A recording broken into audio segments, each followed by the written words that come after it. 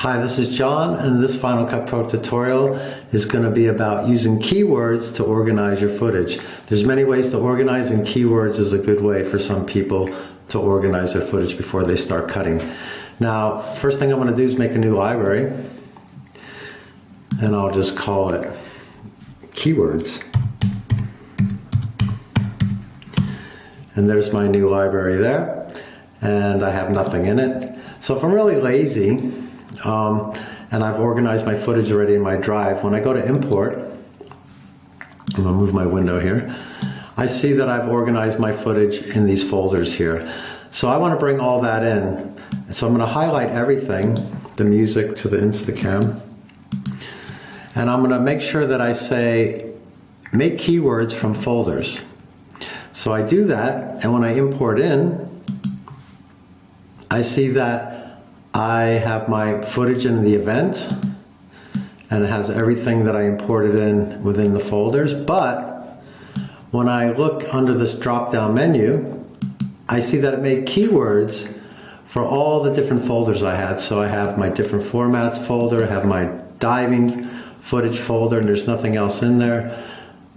I have my, I should say, keyword collection, my green screen keyword collection, and my music keyword collection.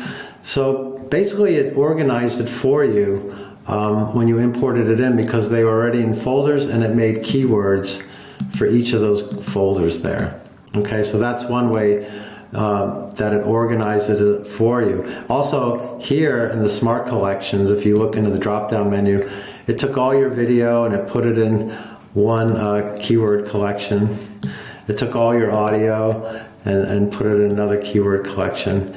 And we don't have any favorites, we don't have any projects, but I do have some stills, and I put those in the keyword collection. So I made keywords, Final Cut made keywords, and that's all good. I'm going to actually delete the Smart Collection because I don't really need it.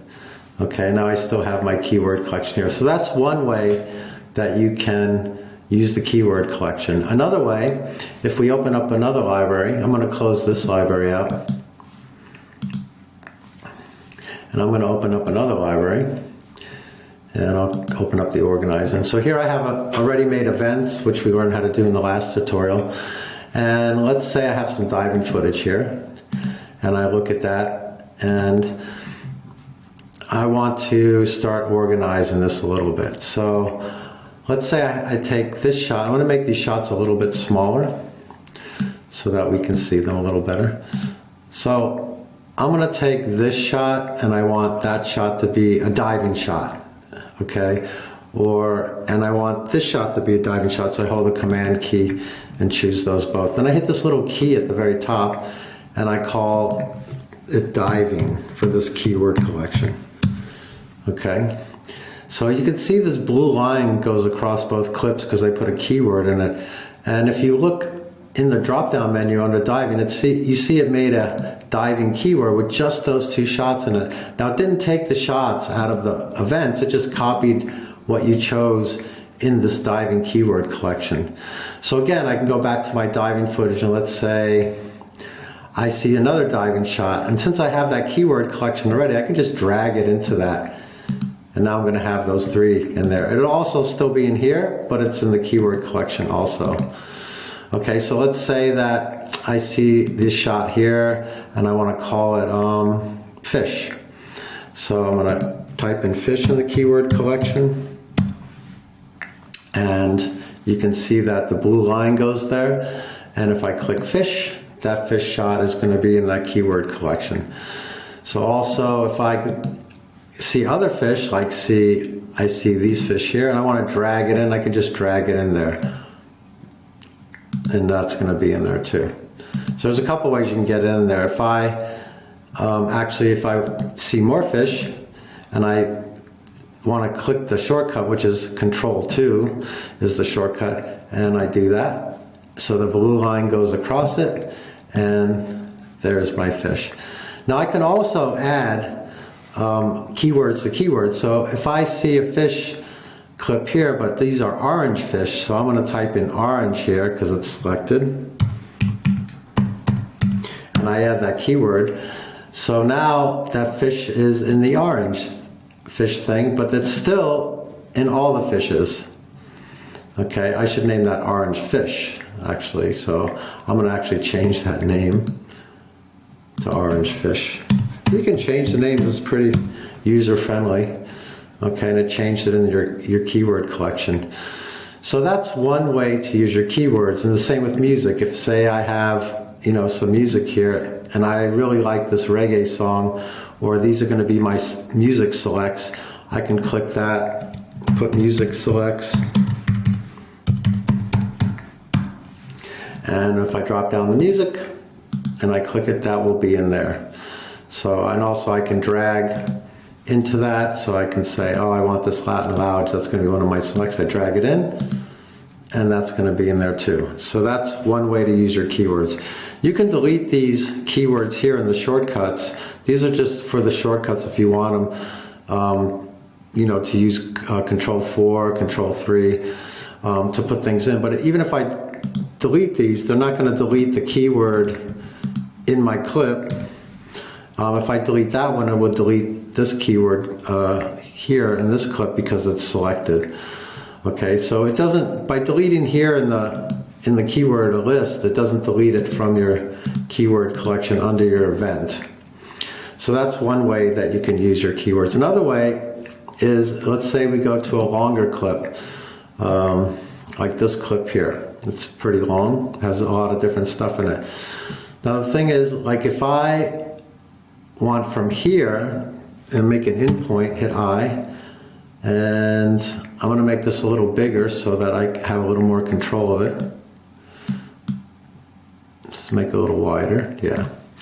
And I want from here to, like, let's say here, and I make an out point, hit O on the keyboard. So I can hit the keyword collection, and I can say diving. Okay, so that's going to go underneath the diving footage in the diving keyword collection, which I already had a diving keyword collection, so it goes in there. But let's say I go to another clip and I go to, in the same clip, and I go to clownfish. I guess that's a clownfish. And I mark an in and out, and I say clownfish. So that's within the same clip. So now if I go there, I only see between the ins and outs of that I chose for that keyword collection. So I don't see the rest of the clip. The clip is about 6 minutes long, and I only see what I chose. So if I go back, I can still put a keyword in that same clip and make it a different keyword. I think that's an eel right there. So I'm gonna just go a little bit there, and I'll mark an out point. And I'm going to say eel. And it makes a keyword with that eel shot in there. And only what I chose. So that's the in and out right there. When I go back to the diving footage, if I click a keyword, the blue line, it shows me the ins and outs, which I can edit with. So see, it goes to the ins and outs of that keyword. I could also delete a keyword. Like I say, I don't want this keyword here anymore. I can just go up to mark, and I can say remove all keywords, and that will take that keyword out of the clip. And it still leaves it in here, it's the same clip. Okay, so again, you can use keywords to manage your media a little bit and to organize it a little bit. And you know, it's faster to cut when you know where stuff is, basically.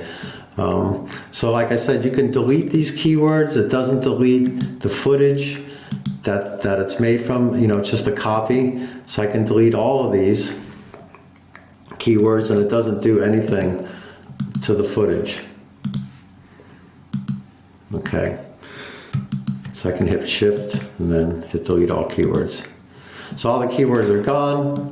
I go back to my diving footage. There's no keywords there, but everything is there still. So that's another way that you can use keywords to organize your footage.